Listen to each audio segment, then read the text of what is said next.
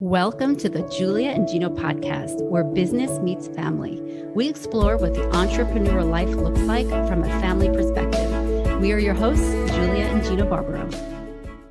Hey everyone, this is Julia Barbaro, host of the Julia and Gino podcast. I'm here with the co-founder of Jake and Gino, my husband and co-host, Gino Barbaro. This is going to be an interesting conversation today. I'm going to check out of this because there's going to be no business involved here. So it's just going to be conversations and our feelings and all. So I'll let you. Well, conversation is obviously huge, and we're not really taught to have them. And I think that's interesting. We have 5 daughters, we have 1 son. And there are things sometimes that are just like, just do what I asked you to do. Like, I don't want to have a conversation about this. And it takes a lot of effort. And I think that's why people don't have them. Perfect. Yeah. Today, we're excited to be interviewing Dr. Heather Holleman, an associate teaching professor at Penn State, speaker and author. In a culture where social isolation is on the rise, absolutely. We look forward to diving into Dr. Holleman's newest book, The Conversations, Pathways to Connecting Again in an Age of Isolation and Incivility. Whew, I can say that again. She teaches us how to change our relational mindset and apply it in all our relationships, new and ongoing. Welcome, Dr. Heather. Well, thank you for having me. This is going to be a great conversation. I'm so looking forward to this. Julia? I love this because this is what I talk about with a lot of people, because it is something that you have to learn. You realize that, hey, how's it going? Doesn't really start a good conversation. So how do we start with everyone on their phones and disconnecting? Well, that's another problem. And I want to talk to Dr. Heather about that, because it's something different now. I mean, it hurts me sometimes when I see all the kids on a device and they're in the same room and they're usually playing the same game. I'm just like, why don't we just play a game together?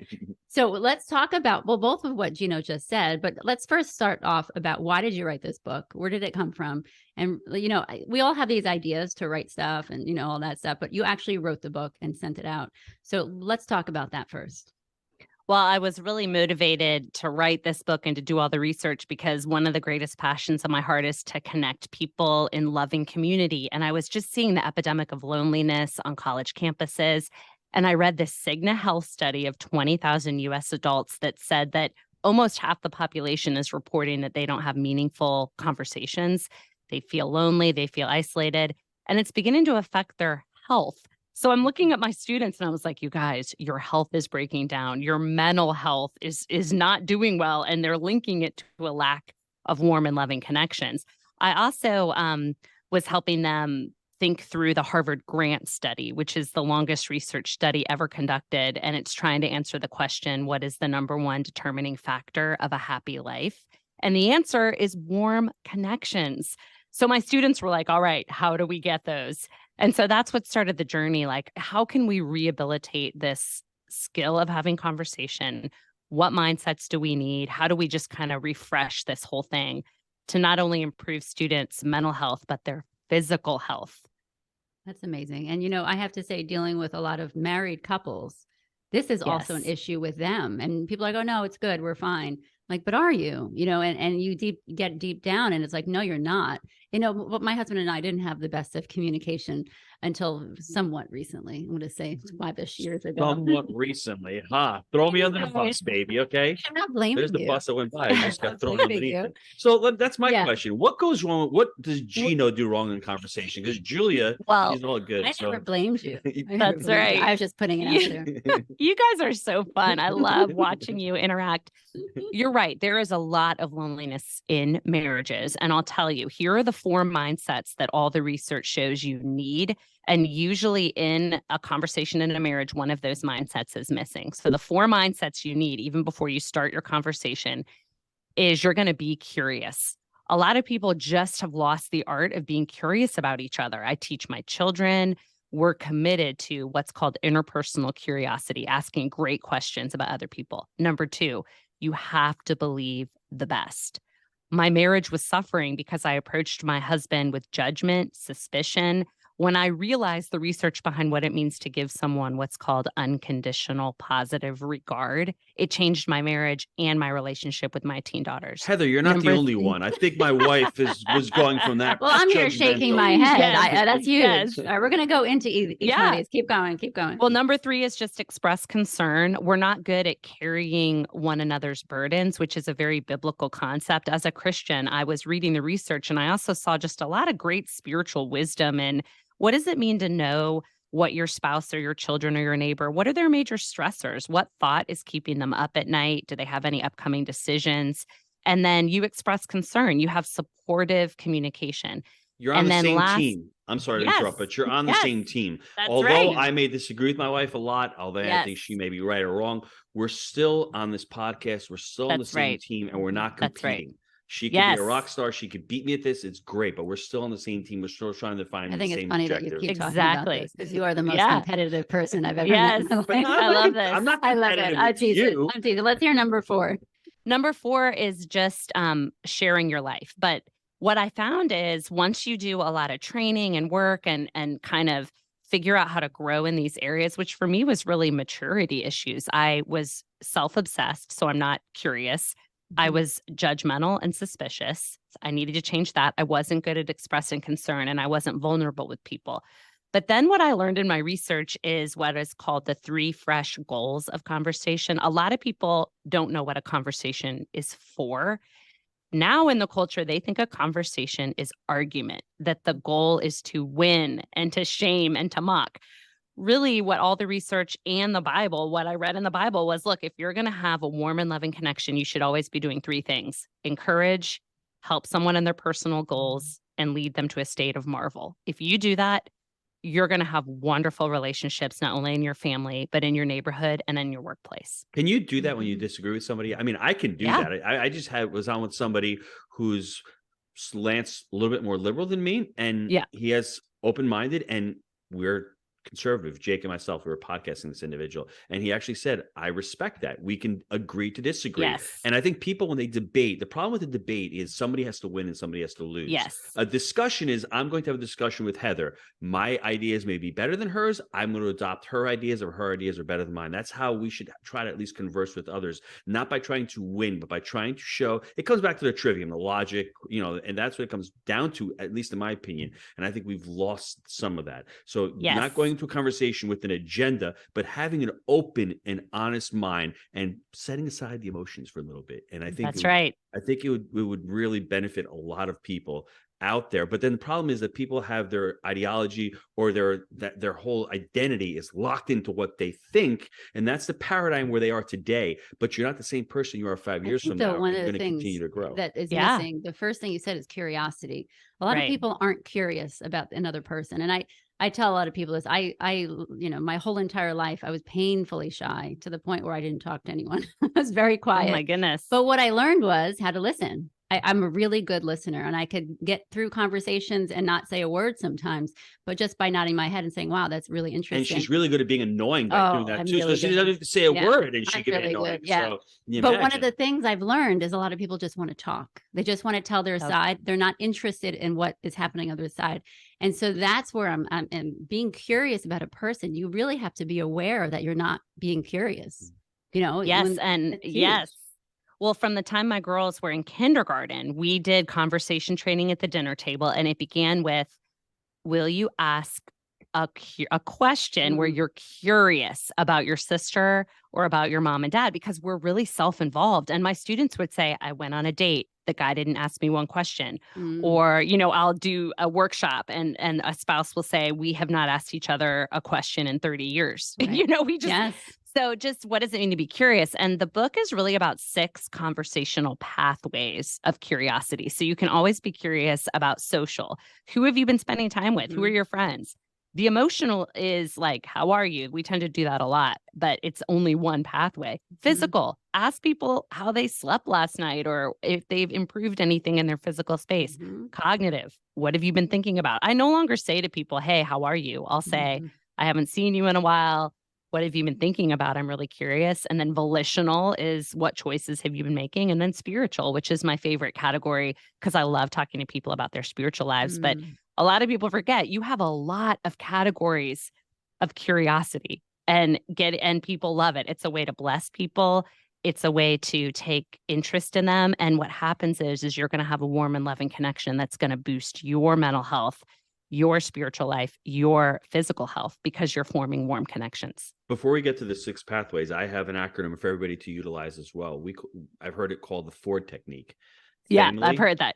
occupation, recreation, and dream. If you can think of 4 of those, and one of my mentors would always say, if you want to be interesting, you need to be interested. So That's right. Being interested in others is very important. Mm-hmm. And the question that I've been trained to ask as an entrepreneur is, what are you most excited about? So if you get somebody speaking about what they're excited about, then they're going to talk to you, not what do you do for a living, but what are you excited about? Because sometimes people are excited about doing a hobby. So let's go through those 6. You've got social, emotional, physical, cognitive, volitional, you said, and spiritual. How do we start using those and start thinking about those? Well, what's great, Gino, is all those methods about, I get all those emails, like questions to ask with your teams. By the way, I deeply value entrepreneurship. I love that about you guys. But I found that once you ask that first question, what was happening is you don't know where to go next. People get stuck in conversation. So the 6 pathways aren't just a way to launch that first question, but you have 6 pathways and endless permutations. So for example, using the Ford method, if I said, or what the example you just gave, Gino, if I said, oh my gosh, Gino, I loved what I read on your website about entrepreneurship. What is most exciting you? Okay, so you would share. Now, the conversation could stall there because I don't have a pathway. I don't know where to go. So I have 6 options. I can say, Gino, that is awesome. Who else do you share that with? Social. Tell me more what that excitement feels like, emotional, physical. Does that actually show up in your body, or is the work hard for you? Is it hard physically for you? Or I could ask about your physical workspace, because entrepreneurs love to talk about their work. Cognitive. How did you decide to go into entrepreneurship? Or that's actually volitional. Cognitive would be like, okay, tell me more what you're thinking about. When you think about this project, tell me what's going through your mind. How do you make sense of this? And spiritual. I love asking people, I love this. Do you feel like you have an actual calling from God to be an entrepreneur? Okay, I have 6 pathways. And then you're going to answer the question. I have endless permutations. It's like a Rubik's Cube. And what I love is I can find out what category you like to talk about. If you're giving me 1-word answers about the social and emotional, but you love talking about decision making, I'm going to stay on that pathway. So that's what my husband and I do. He does not like to talk about emotional or cognitive. Really? But if I about his work processes, like if I ask about work processes, what he's doing in the yard, what his projects are, he feels so loved. I don't want the listeners to feel bad if they struggle with this, because I want to ask you a question on this.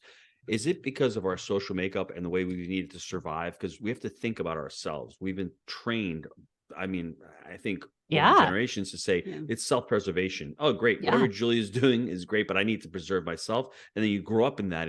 We're taught the dog eat dog world, and there's competition. So we're not trained to think this way. Is that why everything you're saying is blatantly obvious, but nobody does it? Well, it's really simple, but if you read the book, you'll see all the social science research, why we're this way. I did talk to a professor who knew I was writing this book, and I shared with him the mindsets because he was experiencing loneliness and feeling disconnected. And when I did the mindsets, he's exactly what you said, Gina. He goes, well, I know my problem. I'm just not interested in other people. I just don't care about them. The problem is, in a business setting, when you are curious about other people and forming these warm connections, you're actually building social capital. You're building your team, you're doing all these things. But I think children in particular, you'll see sometimes they're just inherently selfish. So it could be just like, a sin issue or something. When we were doing conversation training, for example, when I said, ask dad a question about his day, my 5-year-old said, did you think about me all day? And I was like, no, ask about him. And she was like, did you miss me? I was like, no, you're still talking about you. Ask about his day. So yeah, I do think the competition, the division, but people it's time for the culture to change. We're suffering. We're isolated. Our health is terrible. They're linking even warm connections with better immune systems and lower cholesterol. Like, I'm so passionate about this just for health reasons, not just my spiritual life. So, Well, two, I mean, the number two after curiosity was, assume the best in the person. And that Yes. actually can be really a challenge for a lot of people because it's, it's so hard. there's a deep thing in there. And I know that like my husband and we have a lot of stories of assumptions and everything where Yes. you're mad at the other person for thinking Interpretations. interpretations. That's right. You guys are so cute. Yes. And here you are angry about something. Meanwhile, it's not true. Only Gino can be yelled at by my wife going to the beach, not checking the computer, not checking my texts. And she thinks I'm getting mad at her because I didn't check the text. And when she comes back home, she's like, did you look at your phone? I'm like, no. And she just built up this story in her mind. Right. And she'd say, well, Gino puts his phone away. Right. But my whole point is, what's your point, baby? That if we decide, because it's all a decision, and so we wake up in the morning, and that's the thing, it takes a lot of effort to assume the best in a person. And I do this, I talk to my kids all the time about it. People cut us off like on the street. I'm like, they must be going through something. I have no idea what's happening in their head. And it does change your thought of people. All of a sudden you don't get angry and you're more patient. You have compassion, which you normally wouldn't. And so all of these little things, they're just little by little. I talk to a lot of ladies and we talk about marriage, we talk about motherhood. I'm like, just little by little. If you're getting angry at someone, all of a sudden just think, you know what? I don't know what they're going through. Let me find out. Well, the both of you are speaking really about personal development. I mean, you're talking about a story. It's Stephen Covey's 7 Habits. It's stimulus versus response. As you get older, we get stimulated by something, we respond right away. Instead of saying, I'm reading a book called Mind Works right now as well by Gary Vanderman. It's an amazing book. He talks about perspective and about awareness. That's what you both are talking about. Becoming aware of your surroundings, becoming aware of your belief bubbles that you have, and being able to step outside of them and to look at it from a different perspective. That takes a higher level of intelligence, and it takes just an awareness for people to be aware. And I don't think a lot of people are aware. Right. And my marriage was really bad. Oh, go ahead. No, I don't have a question. I just wanted you to expand upon that. No, I love that. I mean, my marriage was really bad because I assumed the worst. And then the day I decided to believe the best, it affected everything. He forgot to take the trash out. Instead of me thinking he's this terrible man, why did I marry him? I thought, okay, maybe he didn't take the trash out because he was helping a neighbor who needed something. Maybe he's thinking about it. It just changed everything. And then I read a survey of Gen Z, the loneliest generation, but they say the number one thing is they want to be accepted without judgment. But I tell my students, when you see each other, this is what's going through your mind. Who did you vote for? What did you believe about vaccines? What was your stance on Roe v. Wade? I mean, we're vetting each other instead of believing the best. And one of the things I learned in a classroom of incredibly diverse people, different political positions, different social positions, when you're with someone who you profoundly disagree with, I love saying, I disagree. We don't see eye to eye on this, but I really am curious. Can you tell me the story about how you became so passionate about this issue? Suddenly we're in the realm of story. It's loving, it's warm. And they say, well, tell me why you believe this. And then nobody's judging each other. Nobody's hating each other. We're believing the best. We're learning from one another. And it becomes really a beautiful, sacred space. Well, that's why I think that the issue now is nobody's being taught on how to do this. And it's so, like we talked about earlier, it's so basic, but it's not. We just want to assume the worst in a person. And just like you said, asking the person, what made you, come to believe what you believe? I want to hear the backstory behind it. You're also looking at the person as a human, as a person with feelings and emotions and something in the background there, and you're getting to know them. And I think that's what's missing right now in marriages, in life, and motherhood, and everywhere, in all parts of area. But what I do love about your book, I have to tell you, Heather, is that you actually have questions. So it's not just like my 100 think of a great question. It's really detailed. And so I really appreciate that, because of a lot of times you're like, okay, this is a good idea, but what question do I ask? So I really do appreciate it. So anyone out there, check the book, because you're going to really get so much value out of it. Heather, what are you doing nowadays as far as social media? How are you telling people to utilize it? I mean, obviously 4 to 5 hours a day people are spending on it. They have no time for anything else. Social media is divisional, and it's trying to separate people. How do you incorporate that into your life so it doesn't take over the conversations, your bad conversations? All right. Are you ready for this, Gino? This changed my life. Before I post anything, I imagine instead of a like or a dislike button, there's a button that says, that helped me. And if no one can click that helped me in my life, why am I posting it? Mhm. It's either self-promotion, it's division. I love social media though for timely information. Mm-hmm. I love social media for health. Like I love, Mhm. crowdsourcing ideas. I love encouragement, people helping me with my personal goals. This may encourage you. Students are not happy with social media. They're kind of leaving it. They've left Facebook. I have a lot of students that are like, no, I'm not on Instagram. I don't use TikTok. That stuff is bad for my brain. It's a dopamine addiction. I think students are coming to their senses because their mental health is so terrible that they want to protect dopamine. They want to protect their brains. And they know the research that social media is not good for them.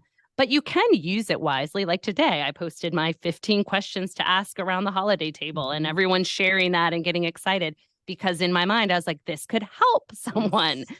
So that's I what love I that do. you mentioned. Yeah, Is it helpful? absolutely. I love that you mentioned the holidays on the table and stuff because we actually, one of our podcasts was actually about a priest was on about talking about the importance of food and family and I sitting at the love it. table and actually having a conversation. And, a lot of people are like, oh, if I don't agree with my family, we can't get together anymore. I'm like, no, no, no, no. You still can love them. You still can talk about other things. You could still talk about the food. You can still cook with them. And because we forget that even if we don't agree with people, we still are called to love them, and God has That's put right. people in our life for a reason. They're right in front of you for a reason. What you choose to do there, gosh, we have so many options, Well, it's also very countercultural because Romans 12 says to bless your enemies, love those who persecute you. I don't do that well. I want to be that kind of person to help bring people together, and that's really how social change can happen. So, Well, I think yeah. I think you're doing that, to be honest. Let's Well, be honest. I've had to learn a lot. I mean, the one thing I am learning most of all, which has changed my life forever, is, and I'd love to hear your input on this, Julia, is I finally learned what I'm listening for. I finally learned how to listen. Oh, Do you want me to tell you what I learned? I Or want do to you? hear. Yes. No, I Okay. want to hear. Yeah. Okay. When you're listening, and this is really good in my professional life, this has really helped me at work. You're listening for core values. Mm. Okay. What I mean by that is, so when I was trying to form a warm connection with a colleague, I said, how is your work going? And she said two things. She said, well, I turned in this project. I feel bad. I don't feel like I did my best. And then I said, and another thing, I misunderstood this. And I just felt like I could have done better. So I said to her, it sounds like you really value excellence. Mm-hmm. And she said, oh my gosh, I do. I really do. She felt so loved. Mm. She didn't even realize, like, yeah. And so then I went through the 6 pathways. And it actually led to me getting to talk about my spiritual life because she said to me, I said to her, well, when you turn in something and you feel like you can't do your best, what do you do next? Like volitionally, what's your next choice? How do you get out of that feeling of failure? We had such a good conversation that she said to me, I love talking to you. Please come by my office next week. Now we have lunch every single Wednesday. We're like best friends now, all because I said that. I did it with my neighbor, with my daughter. We were walking and I had a neighbor who I wanted to connect with. And I said, are you going to the game this weekend? And he said, well, I was going to go to the game, but my wife changed the itinerary and my son was supposed to come in and he changed all the plans. And I said to this neighbor, as you're talking, I can tell you really value your schedule and order. You really value having that plan. And he goes, oh my gosh, I do. I really do. And he said, hey, can you keep walking with me? Mm. He felt so listening for, and then naming it. Like I have a friend who values adventure. I deeply value efficiency. It's the military daughter in me. Mm-hmm. You can love people so well when you're like, I can tell you value this. It changed my relationship with my daughter. When I said what I thought she valued, she felt so loved. And there's no judgment. She values this. I don't value it. She does. Now I can ask questions about the things she values. That's amazing. I love that you said that because that I think we can all learn from that because it's not about us. It's not what we see in the person. I can't believe, that guy's mad at his wife. You know what I mean? A lot of people are like, oh, look at this guy angry at his wife. It's always the guy's fault. Usually, come on. Yeah. Have you learned anything? Because you're a natural listener. Have you learned any secrets? Well, I know that's it's the your thing. interview. I'd love to learn. I definitely, it's funny because there's so much that we're missing when we're busy. When we're listening to something, there's so much we miss out on the person's tone of voice, like hearing their tone of voice, their mannerisms. If they're looking around uncomfortable, okay, now obviously they're uncomfortable. Maybe they're holding something back. They don't know if they trust you yet. We can look at the word phrases they use, just like you were mentioning, and kind of pick apart that. Well, why did they use those words? I wonder. Mhm. And, just by asking, well, what do you mean by that? And just asking a little deeper question in what they're saying. Well, tell me more about that. I'm interested in what you're saying. Yeah, exactly. When people know you're interested, oh my gosh, will they open up? And all of a sudden now you're having lunch with them every Wednesday. So Well, you two, yes, but oh, go ahead. no, I was gonna say you two are listening right now. How do Yeah. you find out in the book? You ask about a default conversation style. What is this conversation style that you possess or that I would possess? How do I figure out my own? Well, what in the book, there's an assessment. And when I took the assessment for myself, even though I wrote the assessment, I was like, oh my gosh, I just love talking about ideas and my spiritual life. I talk about Jesus all the time, and I'm always talking about ideas. I was like, I got to get out of those default conversational pathways because my husband does not like that. And my daughters they feel judged if I ask about, what are you learning from the Bible, or what have you been thinking about? How do you feel emotionally? I learned from my daughters that most young people love the social category. Tell me about your friends. Mm-hmm. What decisions are your friends making? Or they love to talk about their spaces. Like at the holiday table, if you say, okay, tell me how you've changed your bedroom or what's new in your dorm room, they will open up. It's low stakes. It's fun. There's a lot of decision fatigue and stress with young people. Without saying like, tell me about your future plans. One thing I'm learning is, what is a stressful decision you're trying to work through right now? I'm not going to give you advice unless you want, but like, tell me what's going on in your mind. You're going to find that people like to talk about all sorts of different pathways, and you may be stuck in one of them. Someone may be listening. They only ask about the weather. They only ask about sports. It's time to try out like another category of conversation. And that takes practice. I want to be clear, because a lot of times we're like, well, I don't know how to do that. And we just leave it at that and keep talking about sports and the weather. I just encourage everyone that listening, try something different, because you've done the same thing forever. Even with your spouse, your children, you ask the same questions over and over again. Try something different. I promise you, it's going to change every single relationship in that you have.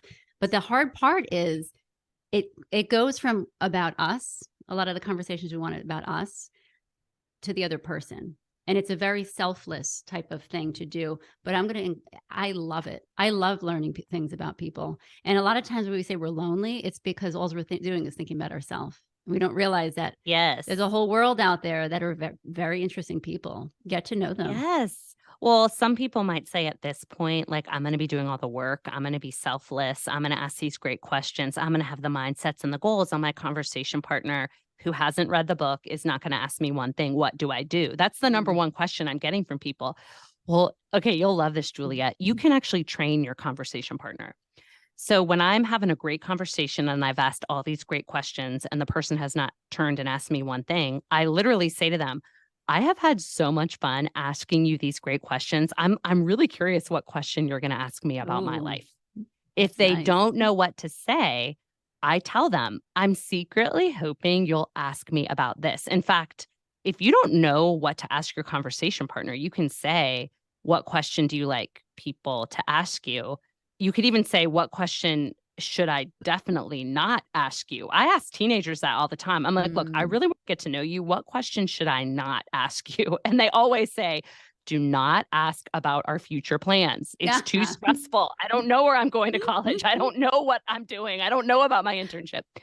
But you can train your partner, and you can actually be really honest. I've been honest with my colleagues. Look, I'm trying to grow in the art of conversation because social capital matters so much. What can we do to have this warm connection? Like, what do you like to talk about? You can just be honest and say, and I'm really bad in this area. Help me grow. Like, how are you experiencing me? So you'll find you can be really authentic and share your life as you grow in this art. That's beautiful. I absolutely love that. Let me just make one point, because a lot of times the other person doesn't know how to ask a question. They don't know what to say. So you're asking the person all these questions, they're answering them. And then they're like, I don't even know what to ask. And I was there. So I'm going to be that person. And I love how you help them out. That's brilliant, I think, because some people just don't know what to do. I have a sticky note on here. We did a podcast with a gentleman named Michael Bungay Stanier. He wrote a book. It's a coaching book. It's more of how you coach your employees.